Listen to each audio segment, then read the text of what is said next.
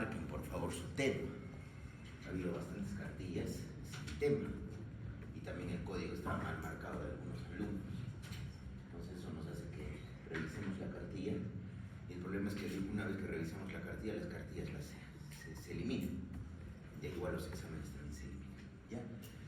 Entonces hemos visto en afectividad lo que son alteraciones a nivel de las emociones, específicamente la ansiedad patológica, que es la emoción más estudiada. Y ahora estamos terminando lo que son alteraciones del estado de ánimo. Recuerden que el estado de ánimo varía, ¿no? En un polo positivo, que va desde el estado de ánimo eutímico normal a la hipertimia, la alegría patológica, la euforia y finalmente la elación, ¿no? Que es el estado de ánimo subjetivo más elevado en la parte de la polaridad positiva. Y en la polaridad negativa viene la hipotimia. Después de la hipotimia viene probablemente la tristeza patológica y prácticamente al final viene la depresión, el ánimo deprimido. ¿Ya? Una de las alteraciones justamente que es muy frecuente y al estar acá bastantes chicas van a entender, ¿no?, lo que les explico. Una mujer muchas veces experimenta este tipo de estado de ánimo asociado justamente al inicio de su ciclo menstrual. Es una mezcla de ansiedad, irritabilidad, tristeza, reactividad emocional muy marcada. Y eso justamente se denomina disforia. Y es lo que está dentro de este cuadro que se denomina trastorno disfórico premenstrual, que es propio de las mujeres. ¿Ya?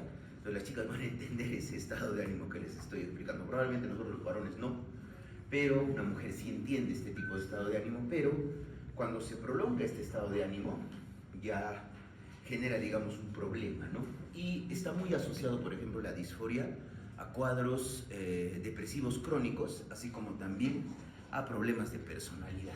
Entonces hay depresión, ansiedad, irritabilidad, pesimismo, ira, con polaridad negativa y displacentera, ¿no? Es un síntoma que puede presentarse en varios cuadros y, como les indicaba, no puede estar presente en el trastorno depresivo mayor, en la distimia, que es un trastorno depresivo persistente, en la dependencia a sustancias psicoactivas y en los trastornos de personalidad.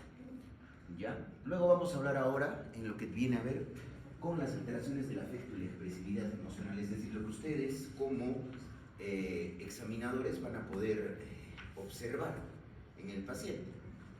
Entonces acá vamos a ver primeramente un afecto inapropiado. Recuerden que una de las características importantes del afecto, dentro de las cualidades que tiene, es el sentido de propiedad, ¿no es cierto? Es decir, un estado de ánimo tiene que ser congruente con lo que uno está experimentando, ¿sí?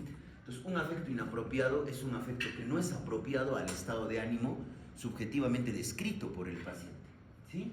Entonces, hay una discordancia afectiva o una inadecuación afectiva. Se expresa un afecto que no es congruente con la situación experimental ni tampoco en el contexto que se produce. Entonces vamos a ver que el tono emocional o el estado de ánimo no es congruente con el componente ideativo. El paciente puede referir, digamos, ideas autolíticas, ideas de suicidio, pero sin embargo tiene una sonrisa de oreja a oreja. Tengan en cuenta eso. Ni tampoco es congruente con la conducta. Entonces, miren, un paciente con esquizofrenia, al recibir la noticia de que su madre había fallecido, reía de una manera sin sentido, indicando: es una pena que ella no esté con nosotros. Entonces, ustedes se han dado cuenta en esta parte de afectividad, como es más objetivo, es más fácil probablemente identificar las alteraciones, por ejemplo, a nivel del afecto, ¿sí? Y luego hablamos del aplanamiento y el embotamiento afectivo. Quiero que se den cuenta que en la parte del afecto igual vamos a tener como si fuera un continuo, ¿no?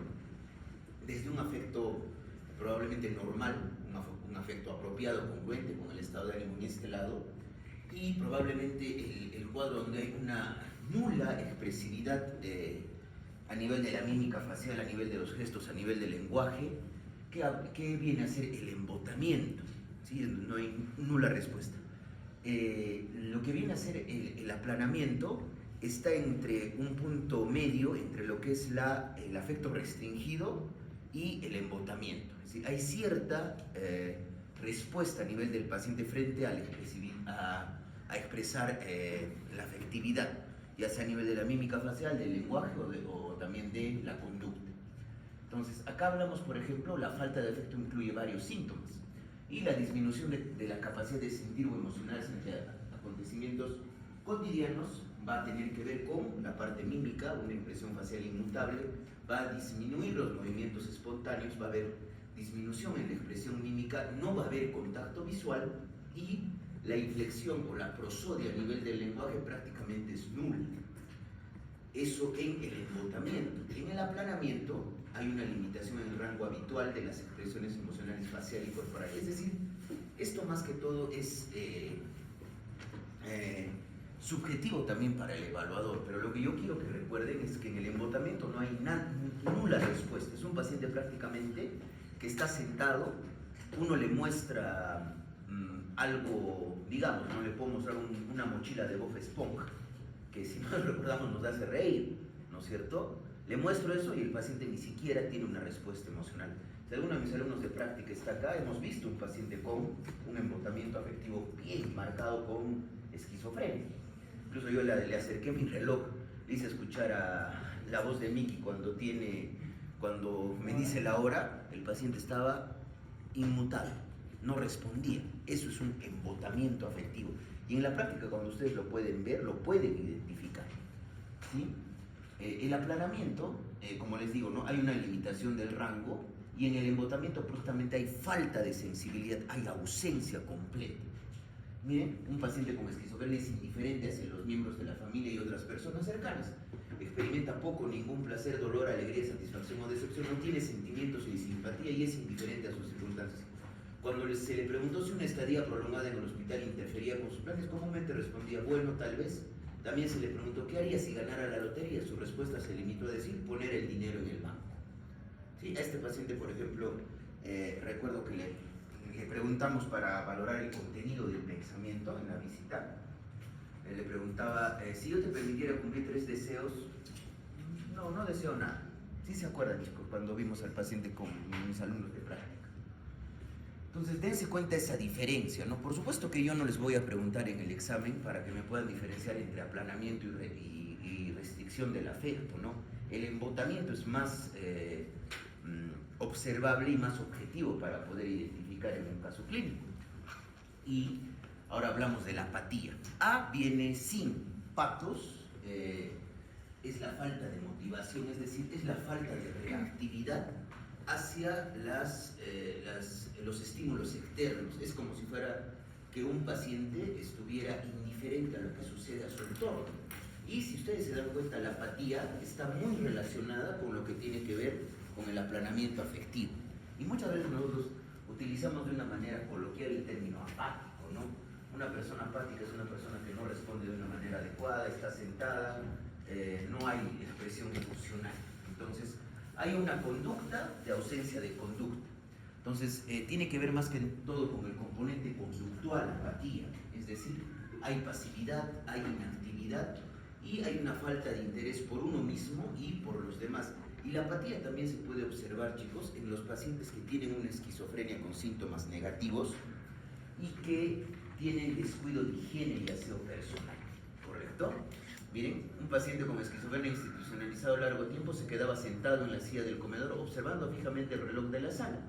Cuando se le preguntó qué es lo que hacía tanto tiempo, ahí respondió, veo el reloj y sus manecillas, dando el tic-tac. Otras actividades no le generaban ni un atisbo de cambio. ¿Correcto? Y la imagen es ilustrativa, ¿no? Y luego vamos recuerden, la apatía es el componente conductual y la abulia es el componente volitivo, que tiene que ver de la voluntad. La abulia viene a ser, es sin, bulos es voluntad, ¿correcto? Hay una impotencia para tomar una decisión, poner en marcha la voluntad o cumplir un acto deseado o necesario. El paciente refiere que hay probablemente la ideación de poder querer hacer algo. Sin embargo, la parte motora no lo ayuda a iniciar el acto. Recuerden, por favor, eso es abulia, ¿sí? Y justamente, como les decía, la vertiente volitiva es justamente la abulia. Un paciente con un cuadro depresivo refería, despierto muy temprano por la mañana, veo mi habitación, me cuesta abrir los ojos, pero lo hago. Luego pienso que es necesario que me levante de la cama, los niños tienen que ir al colegio, tengo que preparar el desayuno, pero encuentro dentro de mí una falta de impulso por hacerlo. A pesar de que sé que es necesario, vuelvo a pensar en mi estado, cierro los ojos y no puedo volverme a dormir. Entonces, la vertiente volitiva es la bulia y la vertiente conductual viene a ser la apatía. Son dos caras de un mismo fenómeno, si ustedes se dan cuenta. En la mayoría de oportunidades se experimentan al mismo tiempo, tanto apatía, que es la vertiente conductual, y la bulia, que es la vertiente volitiva, y frecuentemente están asociadas. Luego hablamos de la anedonia, y este término sí ustedes lo conocen, ¿no es cierto? Hedónico viene a ser un estímulo que me genera placer. Por ejemplo, el escuchar mi música favorita, el leer mi libro favorito, el probablemente comer mi plato favorito de comida, ¿no? Eso me genera placer. Cuando se empieza a experimentar pérdida de placer sobre las situaciones habituales que anteriormente lo generaban, o hay una disminución del interés por realizar actividades que anteriormente me generaban placer, hablamos justamente de anedonia, ¿sí? Dificultad para experimentar placer o alegría en circunstancias que anteriormente lo provocaban. Un individuo notablemente inteligente y perspicaz, diagnosticado de depresión psicótica, dijo en una ocasión: tengo una especie de extraña sensación, sé que lo que estoy leyendo es divertido, sin embargo no soy capaz de divertirme del todo.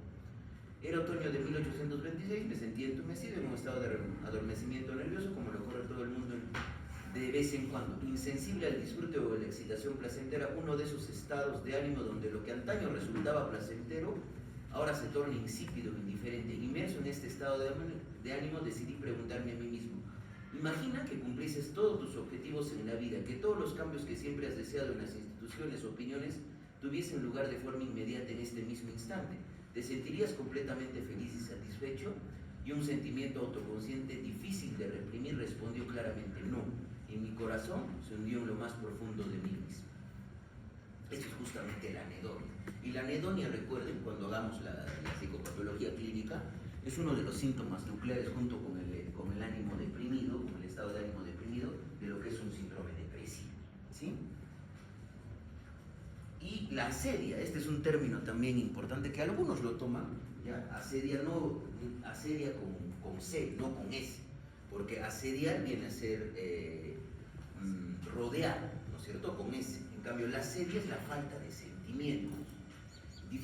Deficiencia generalizada que afecta a todas las emociones, experiencia subjetiva de pérdida de sentimientos antes presentes. El paciente refiere que no puede experimentar sentimientos, pero eso le genera displacer o inconfort o disconfort emocional. Entonces, un paciente afirmaba: no siento nada por mis hijos, esto es horroroso porque son mis propios hijos. Y luego también otro de estos términos dentro de la expresividad emocional viene a ser la prosodia. Y la prosodia viene a ser la pérdida probablemente del tono emocional en el lenguaje. Es una carencia del lenguaje afectivo, no hay modulación, no hay inflexión y se pierde la tonalidad emocional. Esto se ve mucho en el compromiso justamente de cuadros neurológicos asociados justamente a degeneración de los ganglios de la base, ¿no es cierto?, o disminución de la sustancia nígera. Esto sucede ¿en qué? En la enfermedad de Parkinson. Si ustedes han visto en semiología un paciente con Parkinson, ¿cómo es su lenguaje? Es monótono, no tiene inflexiones vocales, habla con un mismo tono de voz. Su fascia, ¿sí?, también es. Y la fascia también es amímica, ¿no? O fascia en masa. Luego hablamos de la amimia. La amimia es la falta de expresividad gestual. El rostro del paciente no comunica emociones, no hay contacto ocular y se pierde el movimiento corporal espontáneo. Justamente les pongo la foto de Michael J. Fox, que tiene pues enfermedad de Parkinson, ¿no? Es una facies en máscara, donde hay falta de expresión mímica a nivel facial. ¿Sí? Y luego tenemos la astenia. La astenia viene a ser la vertiente más somática en la sintomatología afectiva. La astenia tiene que ver mucho con la fatiga, ¿no? Es decir, tiene que ver con la falta de esfuerzo o la falta de energía, que es anergia o hipoergia. Y recuerden, ¿no es cierto?, la vertiente más somática de la polaridad negativa en la afectividad es la astenia, ¿ya? Es un cansancio que va más allá del cansancio físico normal, tras realizar una actividad o esfuerzo. Es lo clásico que aparece, chicos, en los cuadros depresivos, cuando el paciente duerme en la noche o tiene probablemente un insomnio con despertar precoz, se levanta y no tiene energía. refiere que ha sentido que no ha dormido bien y no tiene, digamos, energía para poder hacer las cosas. La astenia también y la fatiga está muy asociado, por ejemplo, al síndrome de fatiga crónica. Es lo que sucede, por ejemplo, cuando un individuo experimenta o tiene una infección por mononucleosis infecciosa y en el estado, digamos, posinfeccioso tiene una sintomatología de debilidad generalizada. Y esto también está asociado cuando estuvo presente la pandemia por SARS-CoV-2. Cuando uno tenía la infección por SARS-CoV-2, tenía posteriormente astenia, que incluso a veces demoraba unas 2 semanas en recuperarse. Si alguien ha tenido COVID, me podría afirmar eso, ¿correcto? O cuando, justamente recordando a Santiago, que le colocaron la anterior vez la vacuna contra el neumococo, creo, es muy asociado, digamos, eso. Esa sensación es la fatiga o la astenia, ¿ya? Entonces, y acá justamente les pongo los síntomas del síndrome de fatiga crónica, ¿no? Sensibilidad, probablemente calambres, dolor muscular, cefalea, dolor estomacal, problemas sinusales, alteración a nivel de el intestino y probablemente un sueño no reparador. O sea, el paciente refiere que no tiene fuerzas, que el cuerpo no le responde, que la actividad más pequeña le acarrea un agotamiento extremo, además de sentir debilidad muscular, somnolencia y malestar general. Y la frialdad afectiva, esto es casi muy importante, chicos, en identificar la diferencia entre lo que es anedonia, entre lo que es apatía y abulia, que tiene más que todo, como hemos visto, un componente conductual y un componente volitivo. La frialdad afectiva viene a ser lo que es la incapacidad para reproducir respuestas emocionales y para responder afectivamente a los acontecimientos. Es decir, hay una falta de respuesta. El paciente no manifiesta sentimientos hacia los demás o carece de ellos y no le preocupa tal carencia. Recuerden eso. La apatía, la abulia, la anedonia en un paciente deprimido le genera sufrimiento emocional.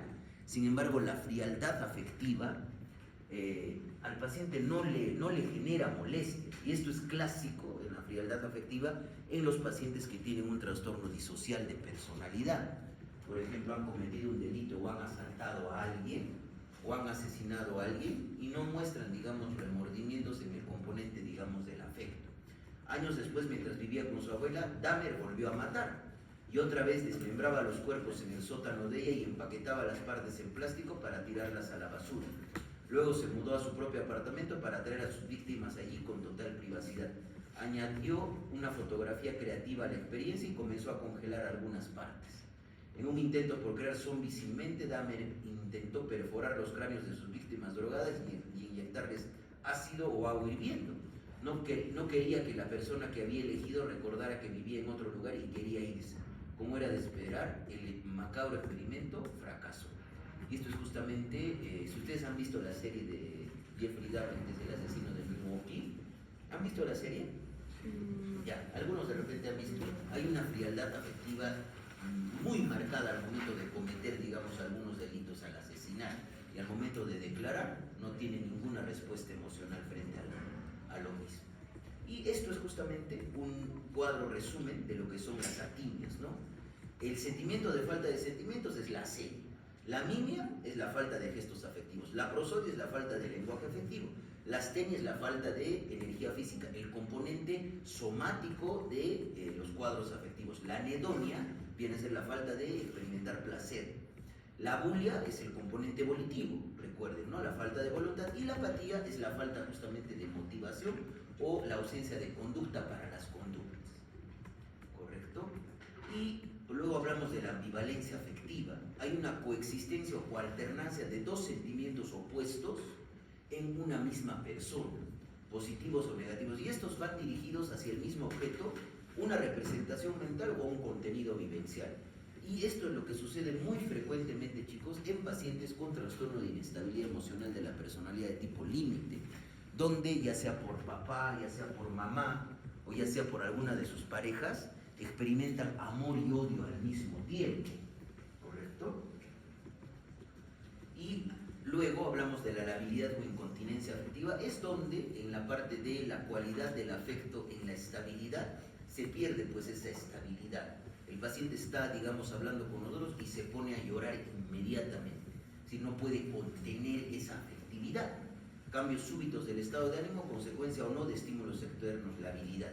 Hay una dificultad para controlar ese afecto o hay una hipersensibilidad emocional con cambios inesperados. Y la incontinencia afectiva viene a ser la falta de control sobre las emociones. Surgen de manera exagerada, rápida y brusca. En la violencia afectiva es coexistencia. Coexistencia, no alternancia. ¿Ya? No alternancia, coexistencia. O sea, si tú te das cuenta, Gabriela, la ambivalencia afectiva es más que todo cognitiva, pero con componente emocional. Si tú experimentas dos sentimientos opuestos hacia un mismo objeto, una representación mental. Esa es la gran diferencia.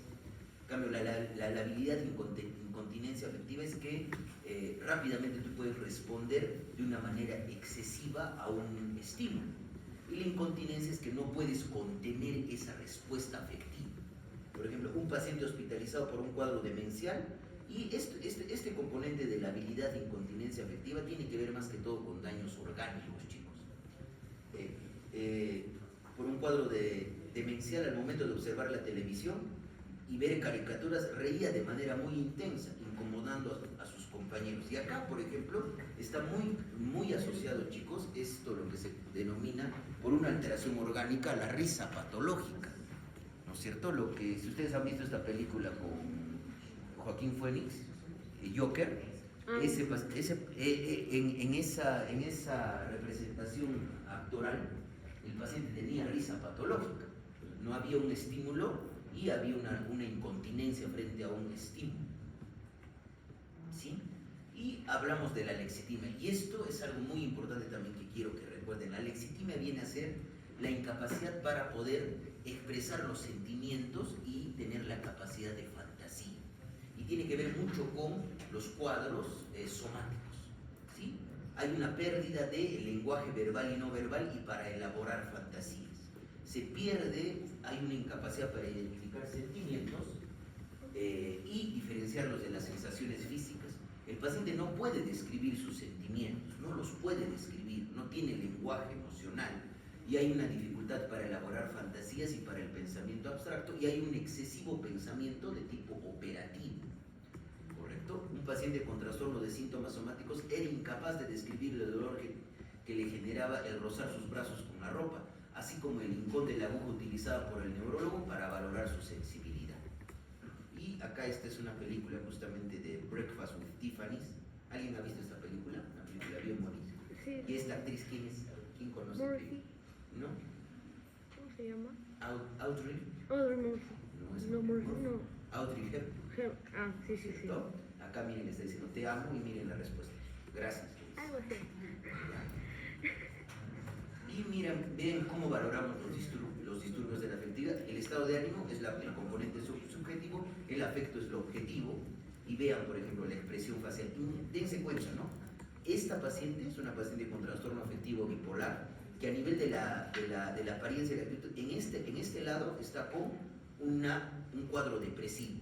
Vean los hombros lánguidamente caídos, la expresión facial, y en este lado está con un episodio maníaco. Vean la vestimenta, vean la sonrisa.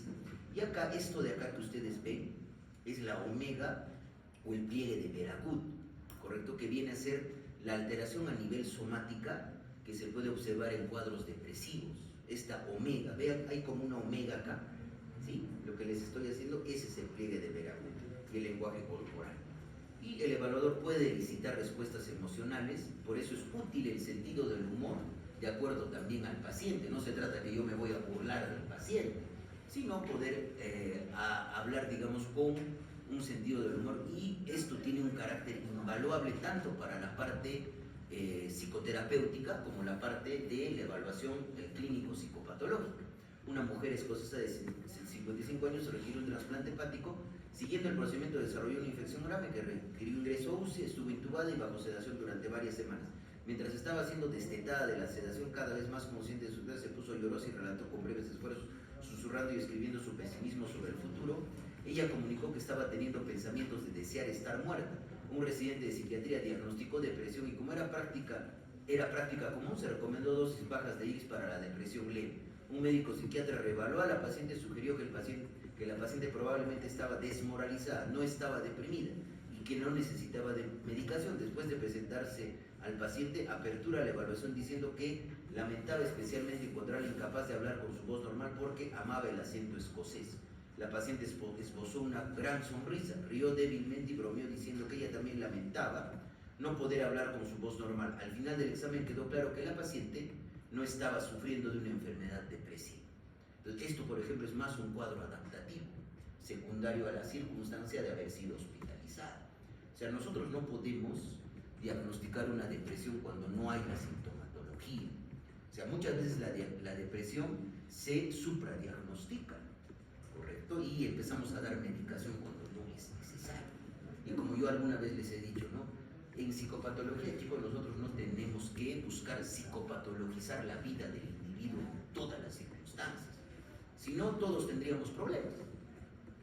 ¿Sí? Y esto es algo que les traigo, ¿no? De Albert Ellis, que es el creador de la terapia racional emotivo-conductual. La autoestima es la mayor enfermedad conocida por el hombre. ¿Por qué, chicos? O la mujer, porque es condicional. Cuando yo siento que tengo una mejor autoestima, ¿qué tiendo a hacer? Compararme con otra persona. Por eso al ser condicional, se transforma en una creencia irracional. En cambio, algo más válido es valorar mi valía personal en función de las virtudes o las deficiencias que yo tengo. ¿Sí? Pero la autoestima es algo, digamos, no es bueno para la parte del paciente. ¿Ya? Y gracias por su atención. Espero que no hayan quedado como menos.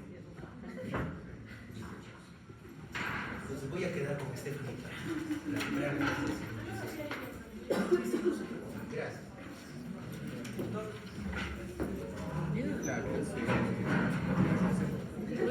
¿Te la quieres? ¿Te la vas? Ya. A ver.